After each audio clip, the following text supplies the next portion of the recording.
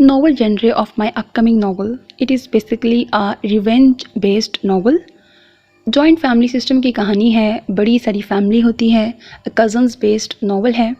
A hero engaged होता है जिसके साथ फिर कुछ और होता है मतलब दो कपल्स की कहानी है और जिनसे इंगेज होते हैं वो लोग एक्चुअली में शादियां उनसे नहीं होती और हीरो जिससे शादी करता है फिर बाद में वो रिवेंज बेस्ड करता है और फिर स्टोरी किस तरह से चलती है, मिसअंडरस्टैंडिंग बेस्ड होता है और लड़की बहुत ज़िद्दी सी होती है, बहुत अना परस्त होती है, उसमें अना बहुत ज़्यादा होती है।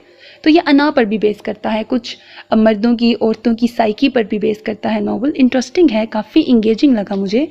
आसिया मिर्ज़ा वैसे भी एक अच्छी राइटर हैं, बहुत अच्छे नॉवेल्स लिखती हैं, तो मुझे नॉवल पसंद आया। उम्मीद है आपको भी पसंद आएगा। ऑफ कोर्स इसकी हैप्पी एंडिंग है और हीरो का किरदार अच्छा है, जेंटलमैन टाइप है उसका किरदार और हीरोइन तो मैंने आपको बता दिया लाइक अड़ियल ज़िद्दी सी है।